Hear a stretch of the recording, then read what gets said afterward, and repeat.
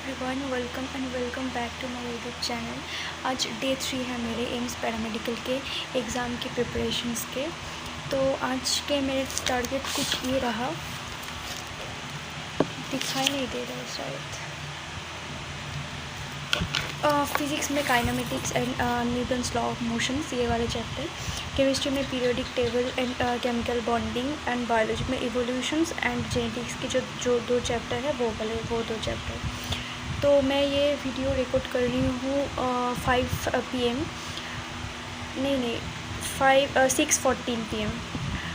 तो लगभग मेरे कंप्लीट नहीं हुआ, जस्ट वो वाले चैप्टर हो ना, periodic table and chemical bonding और केमिस्ट्री के वो दो चैप्टर हुए और इवोल्यूशंस वाले चैप्टर हुए।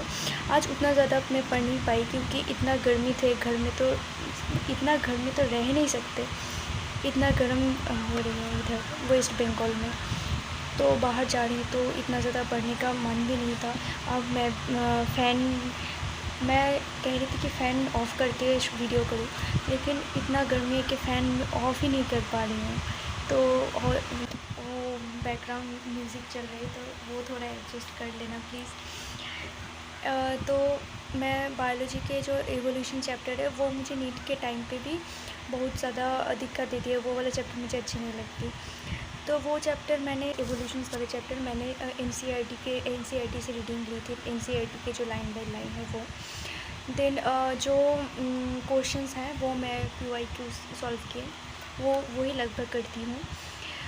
और जो केमिस्ट्री के periodic table and chemical bonding वो चैप्टर है, वो मैं जो नोट्स हैं इनऑर्गेनिक के नोट्स, मोहित सर से मैं वो नोट्स करी थी, वो नोट्स मैंने रिवाइज़ किया, देन क्वेश्चंस किया। और शॉर्ट नोट्स मैं इनऑर्गेनिक की भी बना रखी थी।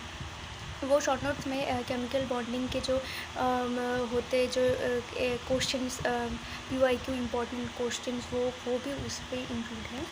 एंड केमिकल पीरियोडिक टेबल के जो ट्रेंड्स वगैरह है जो इम्पोर्टेंट, वो सारे मैंने शॉर्ट नोट्स में डाल दिए, तो वो शॉर्ट नोट्स मैं रिवाइज़ करती हूँ। एंड फिज़िक्स में एक भी चैप्टर अभी तक नहीं पढ़ा। काइनेमेटिक्स और न्यूटन्स लॉ ऑफ मोशंस, वो चैप्टर भी मेरे नहीं हुआ।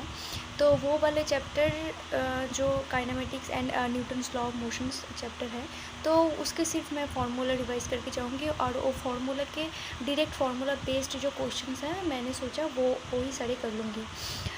आई थिंक इससे हो जाएगी। फ़िज़िक्स मुझे उतना पढ़ने का मन नहीं करती, ये एक सीरियस बात है। तो मैंने फ़िज़िक्स के नोट्स वगैरह जो शॉर्ट नोट्स है वो सारे रिवाइज़ करूँगी रात को। और जेनेटिक्स के 2 चैप्टर हैं, तो जेनेटिक्स के वो 2 चैप्टर थोड़ा बड़े हैं, तो थोड़ा बहुत टाइम लगेगी। अगर एनसीईआरटी के लाइन बाय लाइन भी पढ़ूँगी तो भी वो बहुत टाइम ले जाएगी, क्योंकि बहुत बड़ा चैप्टर है। जितना बड़ा चैप्टर वेटेज भी होता ही है, तो एम्स पैरामेडिकल में भी ये चैप्टर बहुत मार्क्स वेरी करते हैं। और जो क्वेश्चंस प्रैक्टिस मैंने सोचा, कल बताए थे कि क्वेश्चंस प्रैक्टिस ज़्यादा करूँगी, तो मैं क्वेश्चंस प्रैक्टिस के लिए जो टेलीग्राम वगैरह में जो मॉक टेस्ट ही है, उससे जो क्वेश्चंस है वो मैं सॉल्व कर रही हूँ, और मैं डेली एक मॉक टेस्ट भी दे रही हूँ। अगर बेसिकली सारे चैप्टर मेरे थोड़ा थोड़ा तो पढ़ा हुआ है, तो फुल मॉक टेस्ट देने से भी कोई दिक्कत नहीं होगी। जिस टॉपिक के अंदर मेरे दिक्कत है वो सारे मैं जज कर पा रही हूँ, एनालिसिस कर पा रही हूँ, तो इसीलिए मैं फुल मॉक टेस्ट भी दे रही हूँ। एंड तो ये था मेरा ओवरऑल प्लानिंग। तो ऐसे ही चल रहे, आज उतना ज़्यादा मैं नहीं पढ़ पाई, पहले ही बता दिया। एंड रात को देखते हैं जेनेटिक्स और फिज़िक्स के कितने मैं कंप्लीट कर पा रही हूँ। और आप लोगों का पढ़ाई कैसे चल रही है? नीट के तो रिज़ल्ट अभी तक नहीं आए, तो लगभग 14 जून से पहले ही आ जाएगी, जो मुझे लगती है बेसिकली। और रिज़ल्ट के बारे में उतना ज़्यादा एक्साइटेड भी नहीं हूँ, और मैं जो सोच रही थी, एक्सपेक्ट कर रही, तो वो उससे अगर आ जाएगी तो सही, अगर नहीं आएगी तो और क्या। तो वही है, तो फिर भी तो आगे डिसाइड करनी पड़ती है, इसीलिए मैंने ये एम्स पैरामेडिकल की भी प्रिपरेशन चालू किया। तो ऐसे ओवरऑल ये था मेरा वीडियो, कैसे लगी तो ओवरऑल मेरा ये वीडियो था। वीडियो क्वालिटी भी उतना अच्छी नहीं है, और बैकग्राउंड म्यूज़िक भी, तो बैकग्राउंड जो आवाज़ है वो भी ठीक ठाक नहीं है, तो थोड़ा एडजस्ट कर लेना। तो ओवरऑल ये मेरा वीडियो था। तो कैसे लगी मेरी वीडियो, तो सब्सक्राइब कर देना, चैनल को लाइक भी कर देना।